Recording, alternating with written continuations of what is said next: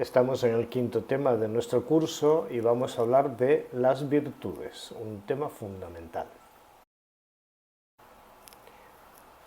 El hábito es una expresión que significa aquello que vamos realizando y que de alguna forma va adquiriendo o va tomando cuerpo en nuestra vida, en nuestra entraña, en nuestro existir de cada día.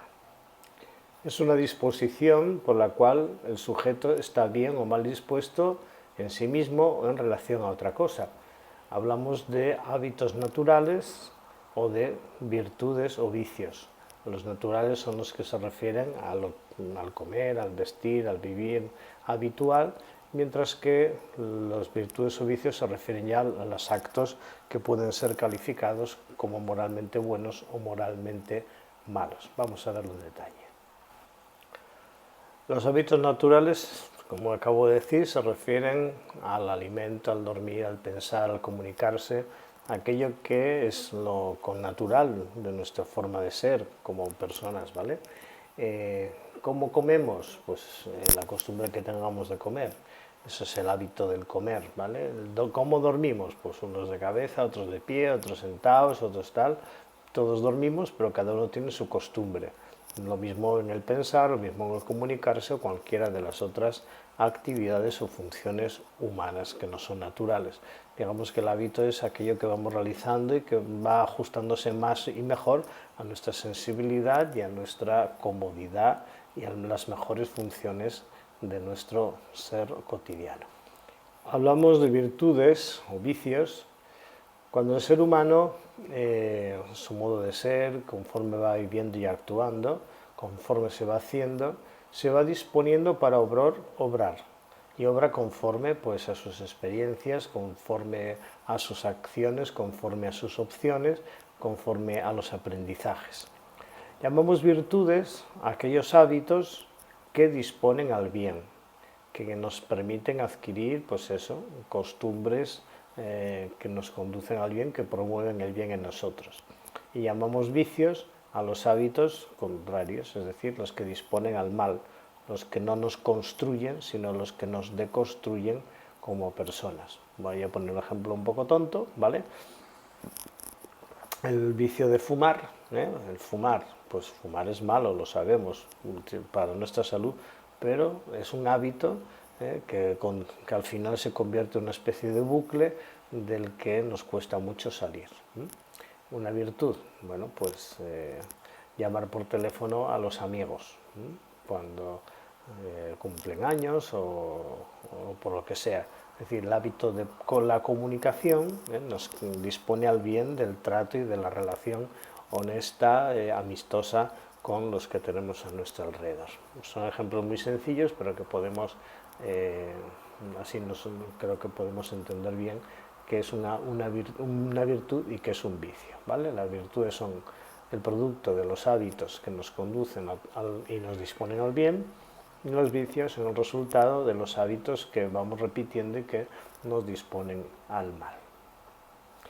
Tanto la virtud como el vicio una cierta inercia, pero nunca debemos de olvidar que somos seres racionales, por tanto siempre podemos corregir el vicio para convertirlo en virtud y desarrollar la virtud para no perderla. Bien, las virtudes generan en nosotros muchas cosas buenas, ¿vale? ¿Cómo podemos definirla? Pues es un hábito bueno y operativo del bien, ¿vale? Genera cualidades morales de la persona y nacen de la reflexión, de la sensibilidad y del aprendizaje. Todos aprendemos a conducirnos, a actuar, bien por observación, bien por experimentación. Todos podemos pensar si eso que actuamos es bueno o es malo. Si es bueno lo potenciamos, si es malo lo desechamos. Y todos tenemos la suficiente sensibilidad como para equilibrar la balanza en favor del bien y evitando el mal. Es un hábito que construye la persona y la hace bondadosa. Podemos distinguir entre virtudes intelectuales, que son aquellas que confieren facultades para usar bien las potencias que tenemos.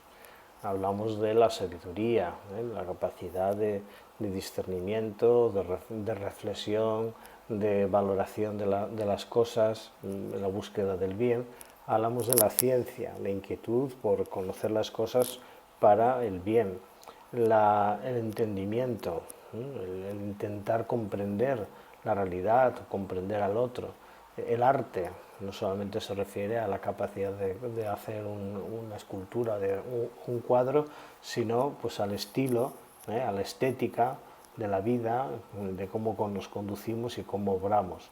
También la prudencia que es una virtud importante porque nos ayuda, bueno, pues a calibrar bien las cosas y a no hacer las cosas a lo tonto y a lo loco, sino valorando bien todas las opciones, posibilidades y oportunidades. Dentro de la prudencia hay una virtud intelectual que es la eubulia, que viene a ser el buen consejo, ¿vale? La capacidad de aconsejar y de dejarse aconsejar. La sinasis, que quiere decir el buen juicio ordinario, conocemos la norma, conocemos las costumbres y somos capaces de dar un paso hacia adelante, ¿vale? Y después está otra palabrota, gnome, son todas palabras griegas, ¿vale?, que se refiere al buen juicio frente a situaciones completamente novedosas e imprevistas.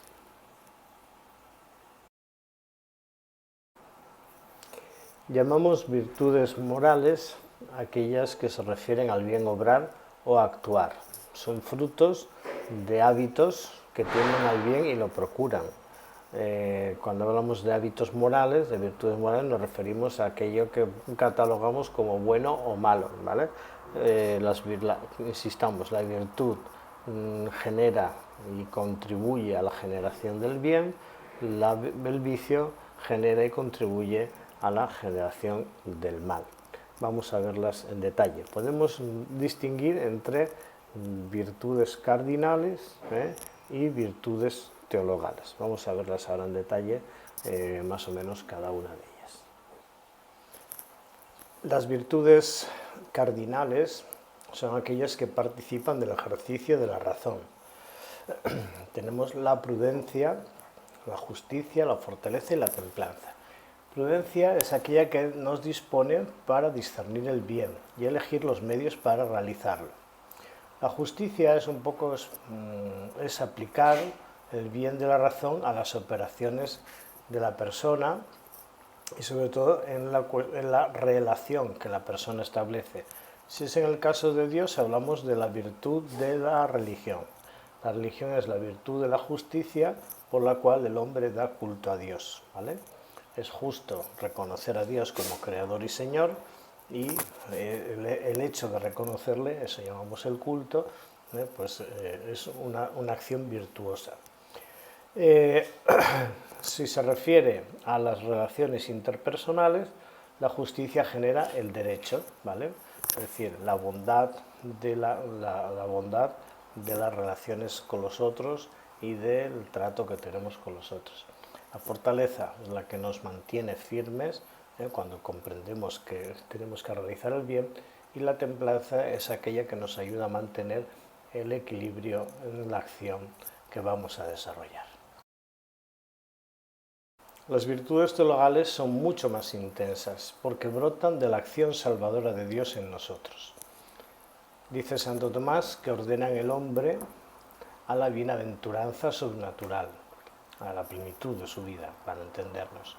El mismo Tomás de Aquino dice que estos principios se llaman virtudes teologales en primer lugar porque tienen a Dios por objeto, en cuanto que por ellas nos ordenamos rectamente a Dios. Segundo, porque solo Dios nos las infunde, no es obra de nuestro hábito en el hacer. Y tercero, porque solamente son conocidas mediante la revelación. Y justamente a través de la Sagrada Escritura podemos darle nombre y experiencialidad. Son la garantía de la presencia y la acción del Espíritu Santo en las facultades del ser humano.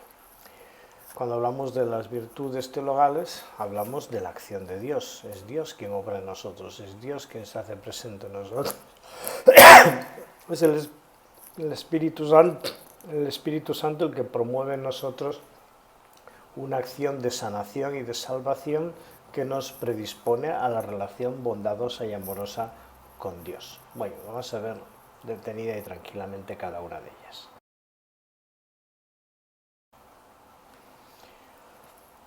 Fe, esperanza y caridad. La fe es el don por el cual el hombre se entrega, se abre abiertamente a la relación abierta y libremente a la relación con Dios. Es Dios quien se nos da y la respuesta que Dios espera es que nos abramos a la relación con Él. La iniciativa es de Dios. La fe no es saber el credo, la fe no es tener devociones. La fe es la relación con Dios que se realiza de modo concreto por el seguimiento de Jesucristo. Nosotros cuando decimos que creemos en Dios lo hacemos siempre en la clave del seguimiento de Jesucristo, no desde la aceptación de una idea filosófica de Dios, no, desde la experiencialidad de la relación con Dios que tiene como fuente, como punto de encuentro y como palabra a Jesucristo. La esperanza se refiere al don por el cual nos ordenamos a la bienaventuranza, pero conviene decir que la esperanza es una virtud por la cual se pone en nuestras manos, se anticipa el reino de Dios. El día del bautismo somos proclamados herederos del reino de Dios. Ese día tenemos ya en nosotros un anticipo de lo que será la plenitud de la comunión con Dios. Y estamos llamados a desarrollar esa plenitud, a alcanzar esa plenitud, ¿cómo? Sabiendo que ya tenemos en nuestras manos el don de Dios y que tenemos que desarrollarlo y dejar que crezca en nosotros. Justamente la esperanza no es una afirmación del reino de Dios más allá de la muerte, sino que es una afirmación del reino de Dios en el aquí y ahora histórico donde me muevo. Por tanto, la esperanza no es una mirada al futuro, sino que es conociendo el futuro, hacia la plenitud, el futuro de plenitud hacia el que caminamos, ya tenemos sus frutos en nuestras manos. Y el fruto de la esperanza, el fruto del reino de Dios, es justamente el conocimiento de Dios, la relación con Dios y la vivencia en la comunión con Dios. Y justamente aquí entra la caridad. Caritas, la palabra, es mucho más que dar limosna. Desgraciadamente los lenguajes los hemos rebajado. Caridad es la persona que está transformada completamente en Dios y ha entrado en la dinámica del amor de Dios, es decir, en la dinámica del ser de Dios, participa del ser de Dios. La caritas es, en definición de Santo Tomás, es la opción gratuita por el otro, es una donación. Dios se me da y yo me doy a Él. La fe establece la relación de Dios con nosotros y promueve o provoca la relación de nosotros con Dios. La esperanza nos anticipa el reino de Dios y los frutos del reino de Dios, que es la vida beatífica, la vida en Dios. Y justamente la caridad en nuestra historia personal nos introduce en la comunión con Dios que un día llegará a su plenitud. La caridad dice que amamos a Dios por Dios mismo, pero amamos al prójimo, al hermano, también por el amor de Dios. Reconocemos que Dios me ama con el mismo amor con que ama al que tengo a mi lado. Y por eso la caridad no solamente es una relación hacia Dios, sino que es también necesariamente una relación hacia los demás seres humanos. Quien diga que ama a Dios pero no ama a su prójimo es un mentiroso, dice la primera carta del Evangelio, la primera carta de San Juan, el evangelista, ¿vale? La caridad, por tanto, eleva todo a la perfección del amor, que es la dinámica misma de Dios. La caridad nos hace entrar en la misma vida de Dios, en el mismo ser de Dios.